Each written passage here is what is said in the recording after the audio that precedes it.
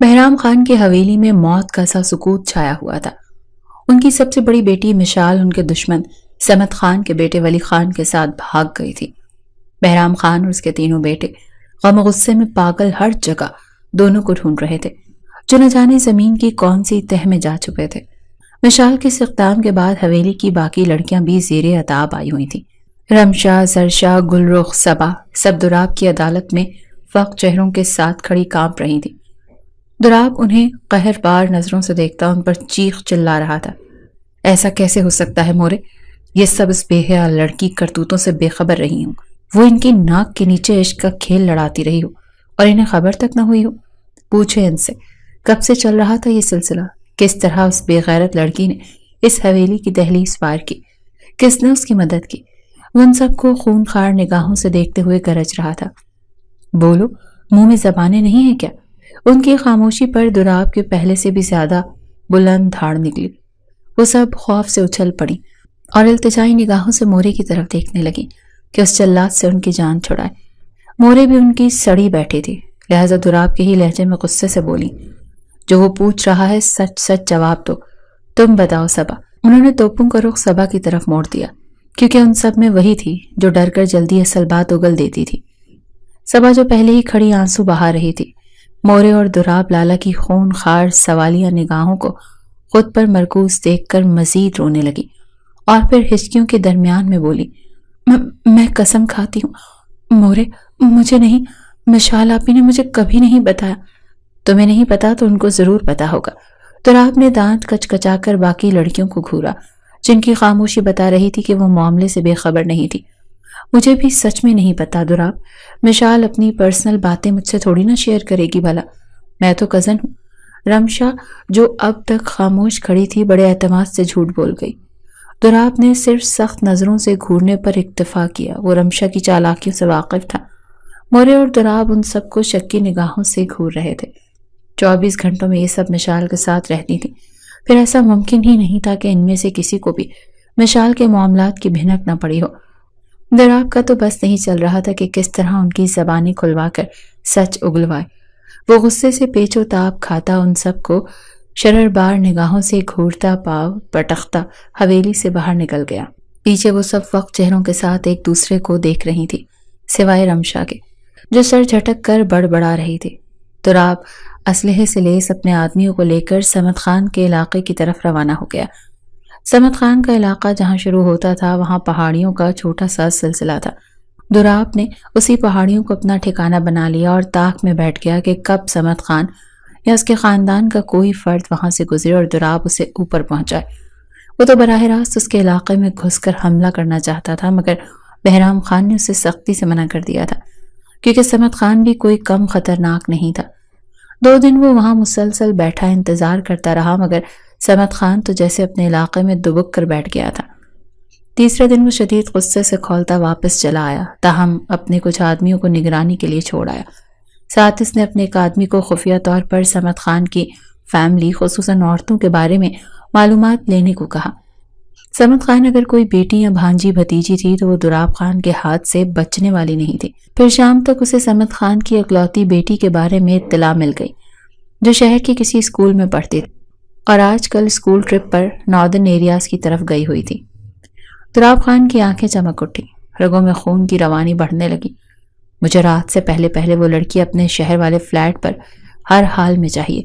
اگر ایسا نہ ہوا تو تم لوگوں کی خیر نہیں ہوگی۔ جتنا اسلحہ گاڑیاں چاہیے لے جاؤ، لڑکی زندہ سلامت ہونی چاہیے۔ اس نے اپنے آدمیوں کو حکم دیا۔ پھر جب تک کام ہو جانے کی اطلاع نہیں مل گئی تب تک وہ اضطراب اور غصے سے سگریٹ پر سگریٹ پھونکتا رہا۔ خوبصورت نقوش کے مالک باپ بھائیوں کی لاڈلی 16 سالہ پلوشے پر قیامت ٹوٹ پڑی تھی جب اس نے خود کو اپنے خطرناک ترین دشمنوں کے نرغے میں پایا۔ کتنی مشکلوں سے ابی جان اور زوریز لالا اسکول ٹرپ پر جانے کی اجازت ملی تھی۔ ابھی وہ اپنی سہیلیوں کے ساتھ ٹھیک سے گھوم پھر بھی نہیں سکی تھی کہ صبح سویرے زوریز لالا اچانک اسے لینے پہنچ گئے۔ حالانکہ ابھی مزید 2 روز انہیں رکنا تھا، وہ بگڑا ہوا موڈ لیے ان کے ساتھ چلی آئی تھی۔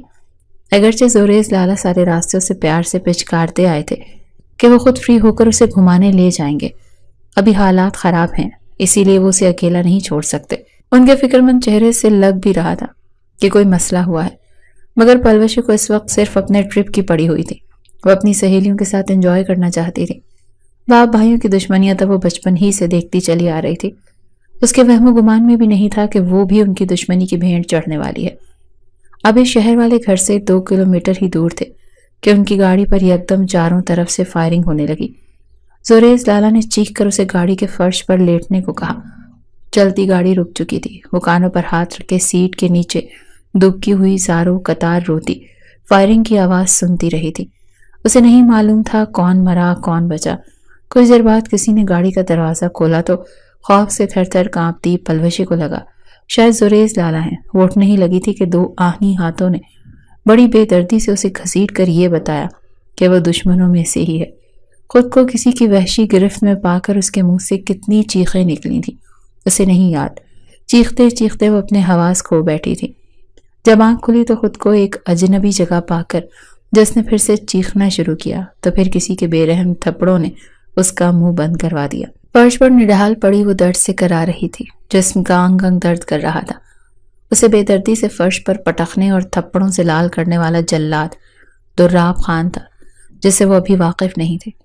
دراب صمد خان کی بیٹی کو دیکھ کر غصے اور جنون سے پاگل ہو گیا۔ مشال اور صمد خان کے بیٹے کا غصہ اس نے نازک سی پلوشہ پر اتارا۔ اگر اس کا خاص آدمی زرگل اس کو پکڑ نہ لیتا تو وہ پلوشے کو ہی ادھیڑ کر رکھ دیتا۔ خان سائی، یہ لڑکی ہے، نازک ہے، آپ کی مار سے کہیں مر گئی تو آپ صمد خان سے انتقام کیسے لے سکیں گے؟ بپرے ہوئے دراب خان کو روکتے ہوئے زرگل نے سمجھانے والے انداز میں کہا تھا۔ دراب جو ایک بار پھر پلوشے پر ہاتھ اٹھانے والا تھا رک گیا اور ہاتھ کا بنا مکہ دیوار پر دے مارا۔ پلوشے چیخ کر اپنی آنکھوں پر ہاتھ رکھ گئی تھی۔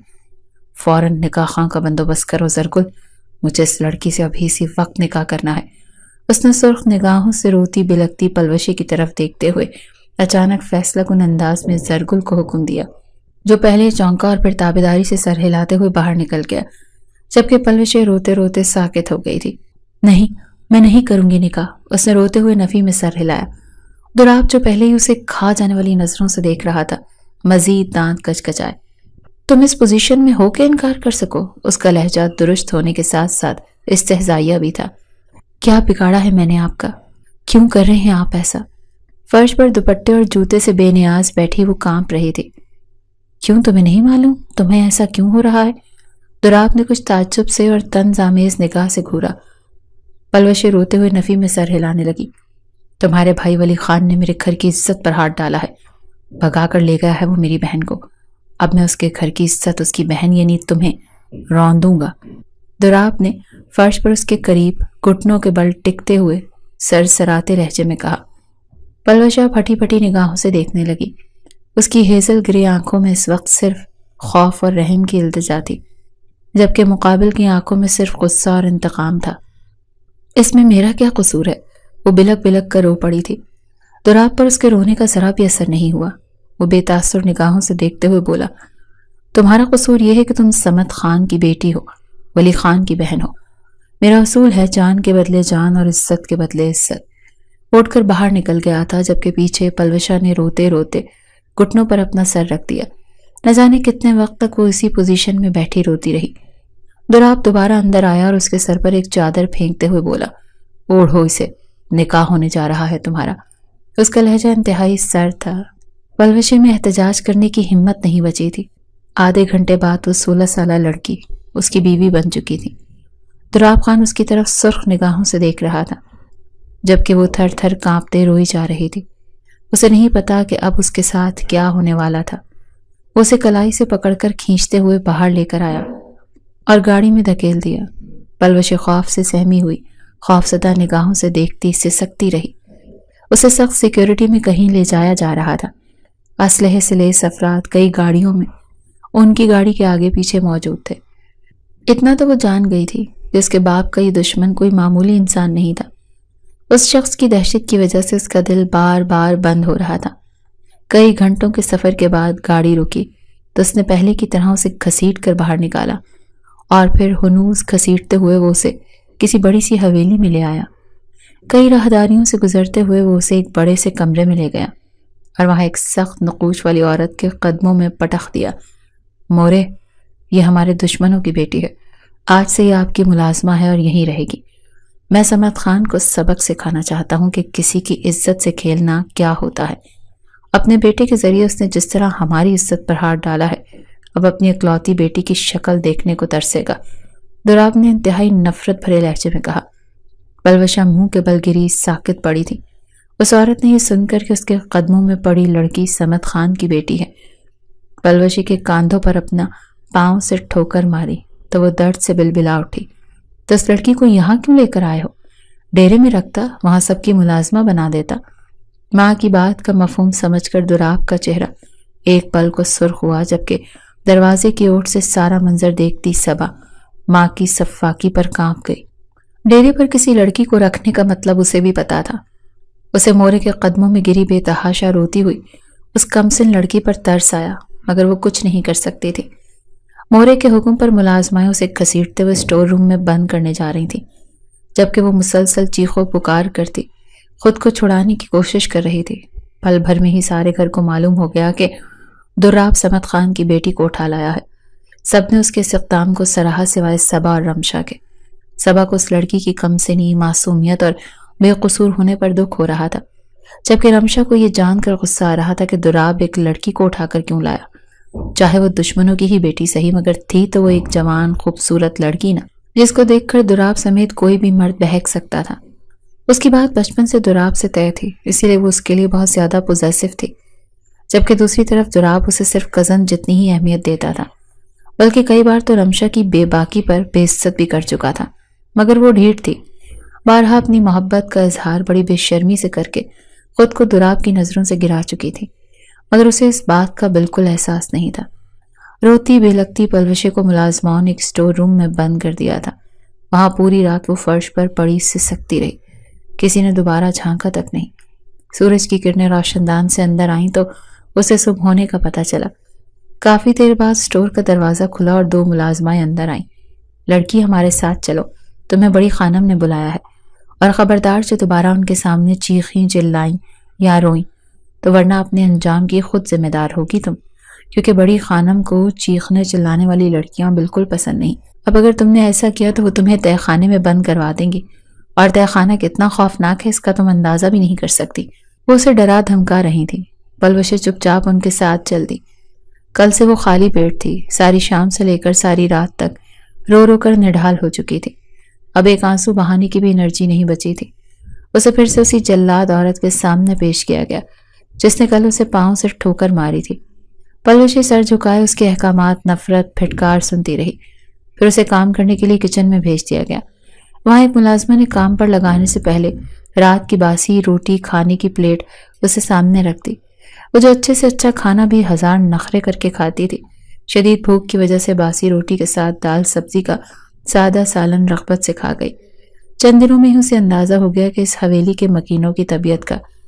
بڑی خانم جتنی ظالم تھی، اس کی بہن اور دیورانی چھوٹی خانم ان سے بھی زیادہ ظالم تھی۔ ان کی بیٹی جن کا نام رمشا تھا، جب بھی اس کا پلوشے سے سامنا ہوتا اس کو سخت نگاہوں سے گھورتی، پلوشے سہم جاتی۔ رمشا کے علاوہ حویلی میں باقی 3 لڑکیاں اور بھی تھیں، مگر ایک دن اچانک ان تینوں کا ایک ساتھ ہی نکاح کر کے انہیں حویلی سے رخصت کر دیا گیا۔ پلوشے سمجھ گئی تھی کہ بڑی بہن نے جو حرکت کی اس کا نزلہ چھوٹی بہنوں پر گرا تھا۔ اسے اس حویلی میں آج 10واں دن تھا۔ وہ اپنے گھر کی شہزادی یہاں بدترین حالت میں تھی۔ وہی کاٹھ کباڑ والا اسٹور اسے رہنے کو دیا گیا تھا، جس میں ایک پرانی چارپائی پر وہ اپنا تھکن سے چور وجود لیے لیٹی اور ساری رات خوف سے نیند نہ آتی۔ زرد روشنی والا بلب پہلی رات ہی کچھ دیر چلنے کے بعد فیوز ہو گیا تھا۔ کاٹ کباڑ سے کئی قسم کے حشرات کی آوازیں آتی۔ پلوشی اندھیرے میں خوف سے کانپتی، گھر والوں کو یاد کر کر کے روتی، نہ جانے ابھی تک وہ اسے ڈھونڈ کیوں نہیں پائے تھے۔ صبح ایک کرخت قسم کی ملازمہ آ کر اسے جگا کر اپنے ساتھ کچن میں لے جاتی، مختلف سبزیوں کے پراٹھے، آملیٹ، بھجیا اور کئی قسم کی چیزیں بنانے کے لیے اس کے آگے پیاز، ٹماٹر، آلو، مولیوں، گاجروں کے ڈھیر لگا دیتی۔ پلوشا جس نے کبھی ہل کر گھر میں پانی تک نہیں پیا تھا، جس کے آگے پیچھے 4 ملازمائیں گھومتی تھیں، آج اپنے دشمنوں کے گھر میں ملازمہ بن چکی تھی۔ دراب خان نے اسے یہاں لا کر اپنے گھر والوں کے رحم و کرم پر ڈال دیا تھا۔ وہ دن میں کئی بار بڑی خان، چھوٹی خانم اور رمشا کے زیر عتاب آتی یوں ہی ظلم سہتے سہتے ایک اور مہینہ گزر گیا۔ اسے یقین ہو گیا تھا کہ اب اس کے ابی جان اور لالا اسے یہاں سے نکالنے نہیں آئیں گے، اسے خود ہی کوشش کرنی ہوگی۔ وہ موقع کی طاق میں رہنے لگی۔ کبھی کبھار اسے حویلی کے وسیع و عریض گارڈن کی صفائی کے لیے بھیجا جاتا تو وہ حسرت بھری نگاہوں سے حویلی کے مین گیٹ کی طرف چوری چوری دیکھتی، جہاں بندوقیں لیے 2 گارڈ بیٹھے ہوتے۔ گیٹ کے اندرونی طرف ایک جنگلے میں خونخوار کتے دیکھ کر تو اس کی رہی صحیح ہمت بھی دم توڑ جاتی تھی۔ یہاں سے نکلنے کا خیال اسے کبھی پورا ہوتا دکھائی نہیں دیتا تھا۔ حویلی کی ملازمہ رانی کو اس سے کچھ ہمدردی تھی، وہی تھی جس نے اسے یہاں رہنے والوں کے بارے میں کئی باتیں بتائیں۔ بلوشہ کو کام کرنا نہیں آتا تھا، اسی لیے مالکوں کے عتاب سے بچانے کے لیے کبھی کبھار وہ اس کے حصے کا کام بھی چوری چھپے کر دیتی تھی۔ بلوشہ اس کی مشکور رہتی تھی۔ جب بھاگنے کا خیال اس کے ذہن میں آیا تو وہ کنفیوز تھی کہ رانی سے مدد مانگے یا نہیں۔ اگر رانی نے مدد سے انکار کر دیا بلکہ کہیں مالکوں کو ہی نہ بتا دے، اس کے بعد تو شاید اس پر سانسیں بھی تنگ کر دی جائیں گی۔ یہی ڈر اسے ایسے کسی اقدام سے روکتا تھا۔ ایک دن استری کرتے ہوئے اس کے ہاتھوں رمشا کی شرٹ جل گئی، جس کی پاداش میں رمشا نے گرم گرم استری اس کے ہاتھ پر رکھ دی تھی۔ بلوشہ کی چیخیں گونج کر حویلی کی بڑی بڑی دیواروں میں دب گئیں۔ اس ظلم پر اسے دلاسا دیتے ہوئے رانی کی بھی آنکھیں چھلک پڑی تھیں۔ بلوشے، تم بھاگ جاؤ یہاں سے، ورنہ یہ ظالم لوگ تمہیں مار دیں گے۔ اس نے بلوشے کے کان میں سرگوشی کی تھی۔ میں کیسے نکل سکتی ہوں یہاں سے؟ گیٹ پر گارڈ اور بڑے بڑے کتے ہوتے ہیں۔ بلوشہ روتے ہوئے حیرت سے اسے دیکھنے لگی۔ میں کروں گی تمہاری مدد، بس تم تیار رہنا۔ جیسے ہی مجھے موقع ملا تمہیں یہاں سے نکال دوں گی، بلکہ میں پہلے اپنے منگیتر سے بات کروں گی، وہ صحیح مشورہ دے گا۔ رانی نے اسے امید کی کرن دکھائی تو وہ جی اٹھی۔ وہ بے صبری سے انتظار کرنے لگی۔ 2 دن بعد رانی نے اسے چپکے سے بتایا، میں نے اپنے منگیتر سے بات کر لی ہے، موقع دیکھ کر کسی طرح تمہیں حویلی سے نکال دوں گی۔ حویلی کے باہر میرا منگیتر اسجد کھڑا ہوگا، وہ تمہیں تمہارے علاقے میں چھوڑ آئے گا۔ یہاں سے نکلنے کے خیال نے بلوشہ کے جسم میں سنسنی دوڑا دی تھی۔ اب اسے بے چینی سے انتظار رہنے لگا تھا اس وقت کا جب رانی اس کو اس زندان سے باہر نکالتی۔ 3 دن بعد ایک شام رانی نے اس کے کان میں سرگوشی کی، رات تیار رہنا، میں نے انتظام کر لیا ہے تمہیں یہاں سے نکالنے کا۔ بلوشے کے ہاتھ پیر خوشی اور خوف سے کانپنے لگے۔ جہاں نکلنے کی خوشی تھی وہاں پکڑے جانے کا بھی خوف لاحق تھا۔ رات کا نہ جانے کون سا پہر تھا جب رانی نے آہستگی سے اسٹور روم کا دروازہ کھولا۔ بلوشے جو کئی گھنٹوں کے صبر آزما انتظار سے گزر رہی تھی، رانی کو آتا دیکھ کر بے صبری سے اٹھی۔ اندھیرے میں اس کا ہاتھ پکڑ کر رانی نہ جانے کن کن راہداریوں سے گزرتی بالآخر ایک چھوٹے سے دروازے کے آگے جا رکی۔ بلوشے کا دل خوف سے دھڑ دھڑ کر رہا تھا۔ اسے لگ رہا تھا جیسے ابھی وہ پکڑی جائے گی۔ چاند کی مدھم روشنی میں اس نے دیکھا دروازے پر بھاری بھرکم تالا لگا ہوا تھا، جس کو رانی ہاتھ میں پکڑی چابی سے کچھ منٹ کی مشقت کے بعد کھولنے میں کامیاب ہو گئی۔ دروازہ کھول کر اس نے بلوشے کو باہر نکلنے کا اشارہ کیا اور ساتھ ہی اس کے کان کے قریب سرگوشی کی، یہاں سے نکل کر دائیں طرف چلی جاؤ، وہاں کچھ فاصلے پر میرا منگیتر کھڑا ہے، وہ تمہیں خود ہی دیکھ لے گا، جلدی کرو۔ بلوشے نے اپنی بھیگی آنکھوں سے مشغول انداز میں اس کی طرف دیکھا اور باہر نکل آئی۔ پیچھے رانی نے دروازہ بند کر دیا تھا۔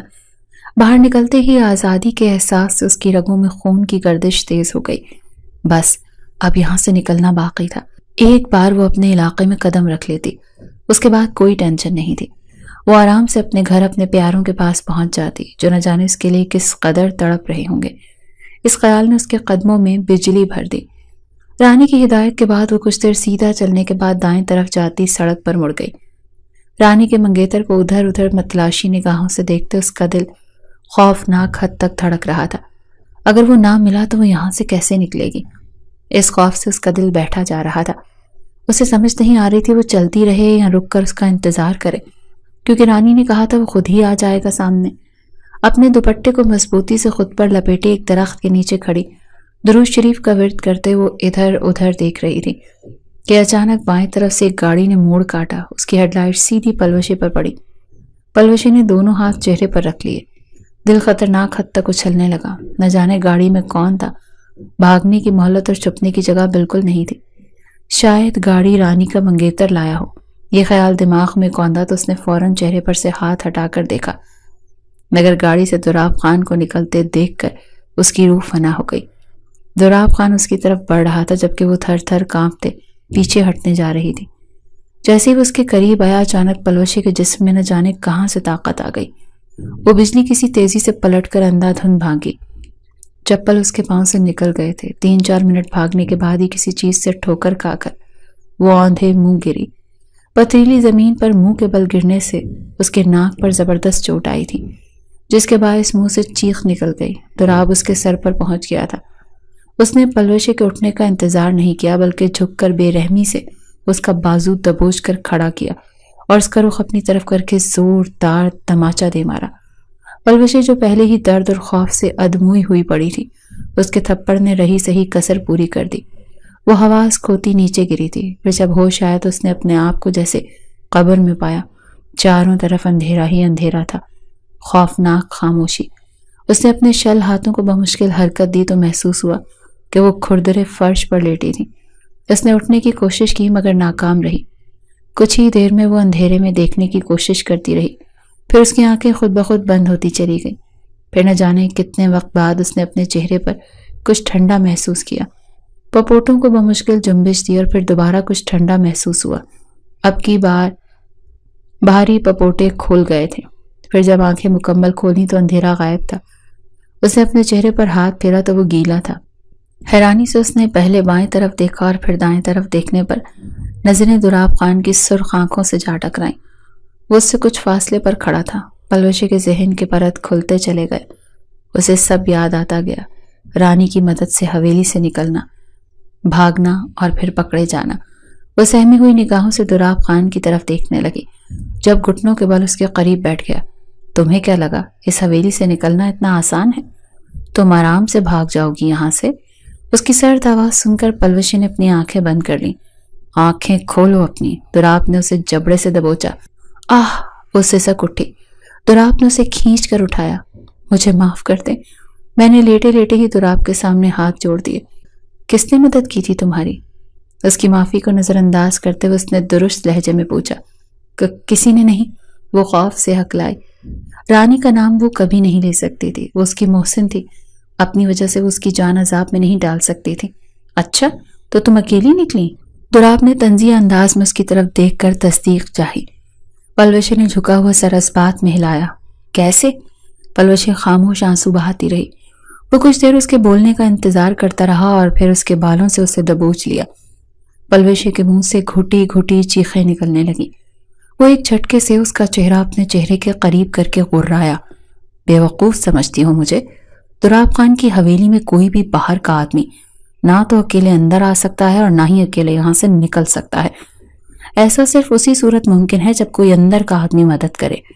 اب سیدھی شرافت سے اس کا نام اگل دو ورنہ خدا کی قسم تمہارے جسم کے اتنے ٹکڑے کر کے تمہارے گھر بھیجواؤں گا کہ وہ گن بھی نہیں پائیں گے۔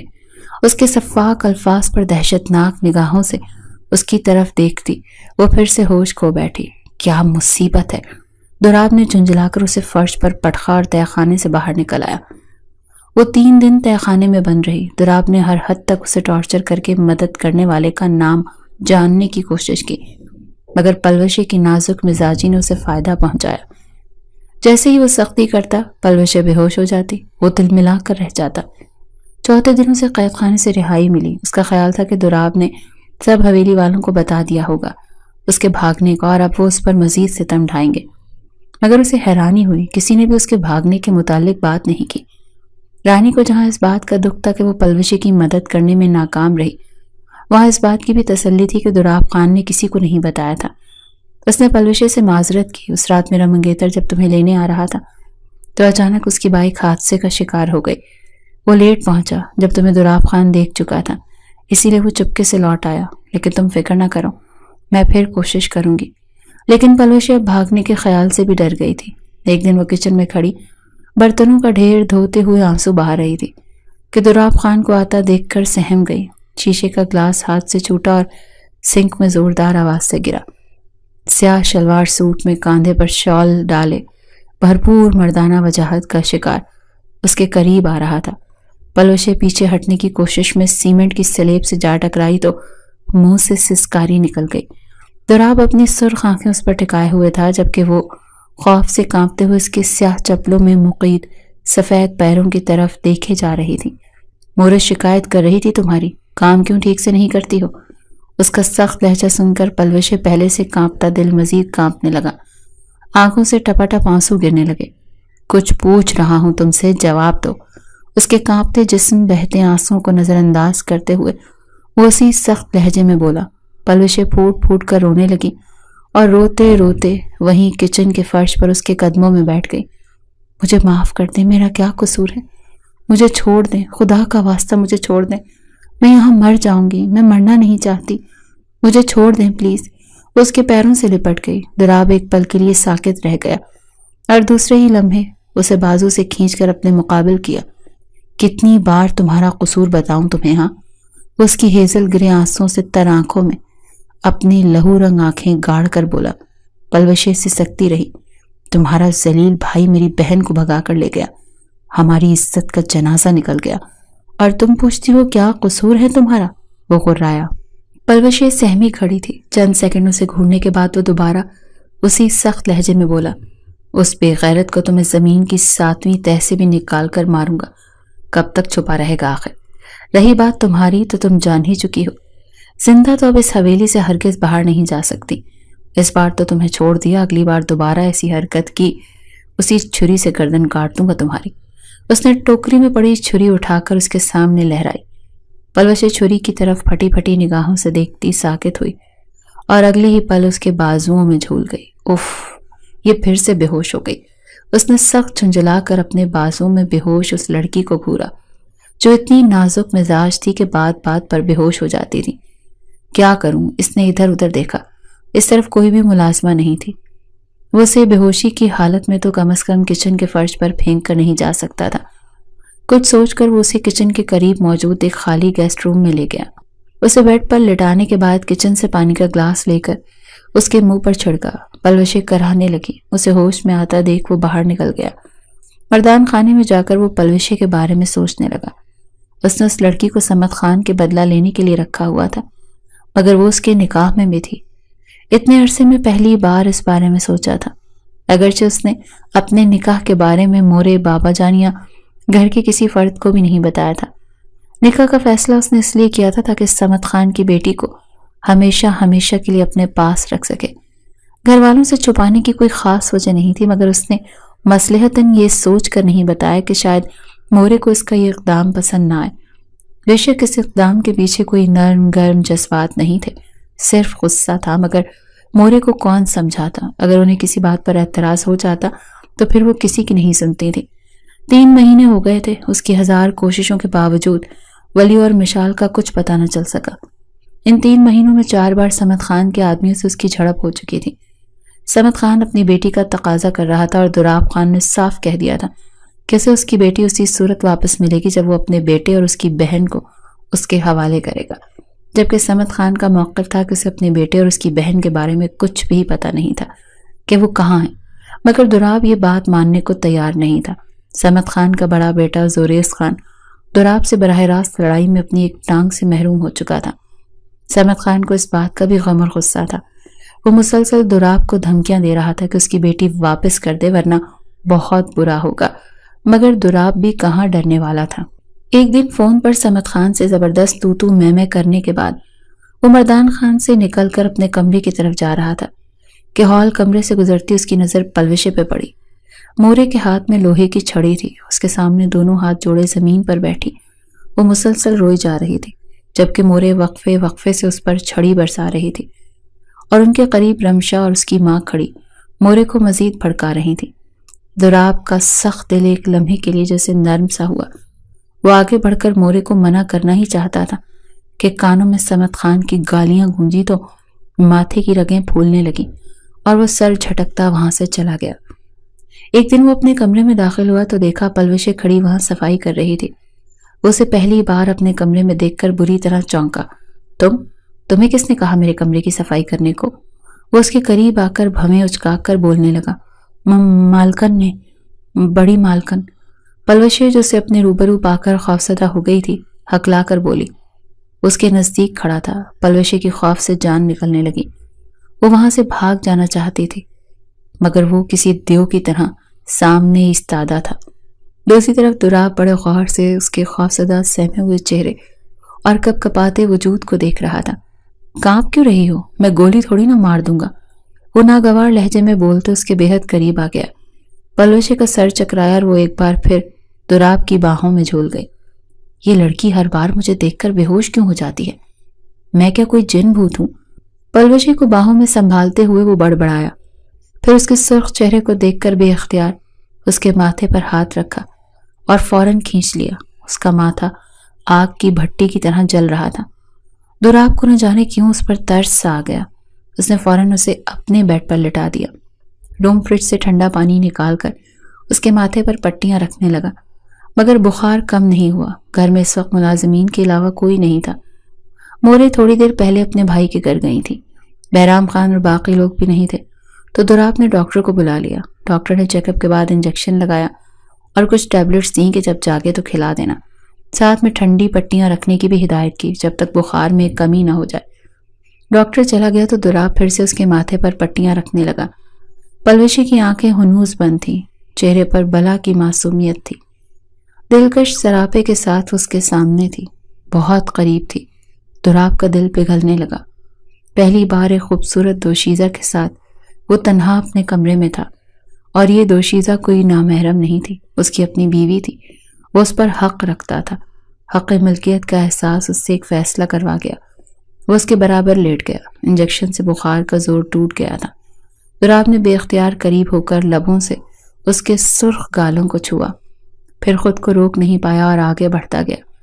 اس کا لمس محسوس کر کے وہ ہوش میں آئی اور مزاحمت کی کوشش کی، مگر دراب نے اس کی کمزور مزاحمت کو کوئی اہمیت نہیں دی اور اس کے قریب ہوتا چلا گیا۔ صبح ہوئی، خمار اترا تو ہوش میں آیا کہ یہ کیا ہو گیا۔ اس نے بے اختیار اپنے بالوں کو ہاتھوں میں جکڑا۔ کمبل میں چھپی پلوشے کی سسکیوں کی آواز اسے واضح سنائی دے رہی تھی۔ وہ کچھ دیر اسے دیکھتا رہا اور پھر اٹھ کر واش روم چلا گیا۔ نہانے کے دوران وہ بار بار خود کو یہ باور کرانے کی کوشش کرتا رہا کہ اس نے کچھ غلط نہیں کیا۔ ساتھ ہی گھر والوں کی بھی ٹینشن ہوئی، انہیں کسی نہ کسی وقت تو پتہ چل ہی جانا تھا۔ چلو جو ہوگا دیکھا جائے گا۔ وہ خود کو تسلی دیتے ہوئے واش روم سے باہر آیا۔ کمبل میں اس کی سسکیوں کی آواز ابھی بھی آ رہی تھی۔ دراب کے ماتھے پر بل پڑ گیا۔ اس نے آگے بڑھ کر اس پر سے کمبل کھینچا۔ کیا ہو گیا ہے؟ میں کوئی نامحرم نہیں ہوں تمہارا، نہ عزت لوٹی ہے تمہاری، بھول گئی ہو کیا؟ یہاں لانے سے پہلے نکاح ہوا تھا ہمارا۔ پلوشے نے آنکھوں پر بازو رکھ لیے، اس کا چہرہ رونی کی وجہ سے مکمل طور پر سرخ ہو رہا تھا۔ اٹھو، رونا بند کرو، سخت الجھن ہوتی ہے لڑکیوں کے رونے سے مجھے۔ دراب نے اسے بازوں سے پکڑ کر زبردستی اٹھا کر بٹھا دیا۔ اس کی طرف دیکھ بھی نہیں پا رہی تھی۔ دراب نے اسے بازوؤں میں اٹھا لیا۔ پلوشے نے مزاحمت کی مگر کوئی فائدہ نہیں ہوا۔ دراب نے اسے واش روم میں اتارا۔ 10 منٹ میں تمہارے پاس، جلدی سے فریش ہو جاؤ، پھر تمہیں گھر کے کام کرنے ہوں گے، فریش ہونے کے لیے ٹائم نہیں ملے گا۔ واش روم کا دروازہ بند کر کے وہ کمرے میں آ گیا۔ 10 منٹ بعد اس نے دروازہ تھوڑا سا کھولا اور ہاتھ اندر کر کے اس کی طرف کپڑے بڑھائے جو اسٹور روم سے اٹھا کر لایا تھا۔ اس کی بہنوں کے ہی اترن تھے۔ پلوشا چینج کر کے سر جھکائے اس کے روم سے چلی گئی۔ اس کے جانے کے بعد دراب کو خالی پن کا احساس ہوا۔ سر جھٹک کر وہ اس احساس کو اگنور کرنے کی کوشش کرنے لگا۔ پھر اس کی نظریں ہر وقت پلوشا کے لیے متلاشی رہنے لگیں۔ ایک رات کی قربت نے اسے بے چین کر دیا تھا۔ جہاں ایک طرف وہ پلوشے کے لیے بے قرار تھا تو دوسری طرف رمشا کی بےہودگیوں سے بیزار تھا، جو آتے جاتے وارفتہ نگاہوں سے دیکھتی، جملے کستی، کبھی بغیر اجازت روم میں گھس آتی۔ ایک دن وہ ناشتے کے لیے ڈائننگ ٹیبل پر آیا۔ پلوشے باقی ملازماؤں کے ساتھ مل کر ناشتہ لگا رہی تھی۔ اس کی نگاہیں ہمیشہ کی طرح جھکی ہوئی تھی۔ دراب کے آگے چائے رکھتے ہوئے اس کے ہاتھ کپ کپ آئے اور چائے چھلک گئی۔ دراب کی سفید آستینوں پر چھینٹیں پڑ گئیں۔ یہ کیا کیا ہے؟ اندھی ہو کیا؟ رمشا نے اٹھ کر اسے تھپڑ جڑ دیا۔ پلوشے جو پہلے ہی کمزوری سے نڈھال اپنا خالی پیٹ لیے ہوئے تھی، تھپڑ کھا کر تیورا کر گری۔ دراب پلوشے کو بے ہوش ہو کر گرتے دیکھ فوراً اس کی طرف بڑھا۔ بے ہوش ہو پڑی پلوشا کو اٹھانے کے لیے جھکنے لگا تھا۔ پھر کچھ دیر دوسری ملازمہ کو اشارہ کیا، اسے اٹھا کر کمرے میں لے جاؤ۔ ملازمائیں بے ہوش ہو پڑی پلوشا کو اٹھا کر لے گئیں۔ وہ رمشا کی طرف مڑا جو ناگوار نظروں سے اس کی سمت خان کی بیٹی کے لیے اچانک امڑنے والی ہمدردی کو دیکھ رہی تھی۔ کیوں ہاتھ اٹھایا تم نے اس کے اوپر؟ اس نے رمشا کو کڑے تیوروں سے گھورتے ہوئے کہا۔ کیونکہ اس نے آپ پر چائے گرا دی تھی، اور بائی دا وے میں نے آپ کے لیے ہی اسے تھپڑ مارا۔ رمشا نے جتانے والے انداز میں کہا۔ کیوں؟ میں نے تمہیں کہا تھا کہ اسے تھپڑ مارو، چائے اس نے تم پر تو نہیں گرائی تھی۔ دوراب غصے سے بولا۔ خیریت تو ہے؟ اچانک ہمدردی کیوں جاگ اٹھی ہے؟ بھول گئے ہیں کیا کہ وہ ہمارے دشمنوں کی بیٹی ہے؟ اس کے بھائی نے مشال کو جسٹ شٹ اپ۔ دوراب اس کی بات کاٹ کر دھاڑا تو وہ حیرت سے غصے سے اس کی طرف دیکھنے لگی۔ اس کا منگیتر اپنے دشمن کی بیٹی کے لیے اسے ڈانٹ رہا تھا۔ مورے جب تک خاموش بیٹھی تماشا دیکھ رہی تھی بول اٹھی۔ دوراب کیا ہو گیا ہے؟ ایک تھپڑ ہی تمہارا ہے، اور ایسے تھپڑ وہ روز کھاتی ہے، ہم سب کے۔ ویسے بھی وہ ہمارے دشمنوں کی بیٹی ہے، وہ اسی قابل ہے۔ انہیں دوراب کا رمشا پر غصہ کرنا اور اس لڑکی سے ہمدردی جتانا ناگوار گزرا تھا۔ مورے دشمنوں کی بیٹی ہونے کے ساتھ ساتھ وہ انسان بھی ہے۔ کیا ضرورت تھی اس کو اتنی معمولی بات پر ہاتھ اٹھانے کی؟ وہ تلخ ہوا۔ مورے آنکھیں پھاڑے اسے دیکھنے لگی۔ رمشا اور چھوٹی خانم بھی ششدر تھیں۔ یہ تم کہہ رہے ہو دوراب؟ تم ہی لائے تھے نا اسے اور کہا تھا کہ میری ملازمہ ہے، میں جو کروں اس کے ساتھ میری مرضی۔ مورے نے طنزیہ انداز میں اسے یاد دلایا۔ ہاں میں لایا تھا آپ کی ملازمہ بنا کر، لیکن صرف کام کروانے کے لیے۔ یہ تو نہیں کہا تھا کہ اس پر تشدد کریں۔ کسی دن آپ لوگوں کے اس تشدد کی وجہ سے اگر یہ جان سے چلی گئی نا تو اچھا نہیں ہوگا۔ اس کو ہر حال میں زندہ رہنا ہے، تب تک جب تک مجھے وہ دونوں نہیں مل جاتے۔ میں آپ سے کہہ رہا ہوں آج کے بعد اس پر تشدد کوئی نہیں کرے گا، سنا آپ سب نے؟ انگلی اٹھا کر وارننگ دینے والے انداز میں غصے سے کہتا کرسی کو ٹھوکر مارتا وہ باہر نکل گیا تھا۔ پیچھے مورے حیرانی سے سوچتی رہ گئی۔ پچھلے 5 مہینوں نے وہ سب اس پر اتنا تشدد کر رہی تھی۔ دوراب نے کئی بار دیکھ کر بھی کچھ نہیں کہا، اور آج صرف ایک تھپڑ پر اس کا یوں بھڑکنا تینوں کو کھٹک رہا تھا۔ رمشا ہر وقت اس پر نظر رکھنے لگی۔ جلد ہی اس کی عقابی نگاہوں نے تاڑ لیا۔ دشمن کی بیٹی نظروں کے راستے دوراب کے دل میں اتر چکی ہے۔ اس انکشاف نے اسے آگ لگا دی۔ وہ موقع کی تلاش میں رہنے لگی تاکہ دوراب کو رنگے ہاتھوں پکڑ کر سب گھر والوں کے سامنے شور مچائے، اور پھر رزلٹ اس کی منشا کے مطابق نکلے گا۔ بہرام تاؤ فوراً سے دوراب کی شادی اس سے کر دیں گے۔ پلوشا کچن میں کھڑی کام کر رہی تھی کہ دوراب کو وہاں آتا دیکھ کر اس کا دل زور زور سے دھڑکنے لگا۔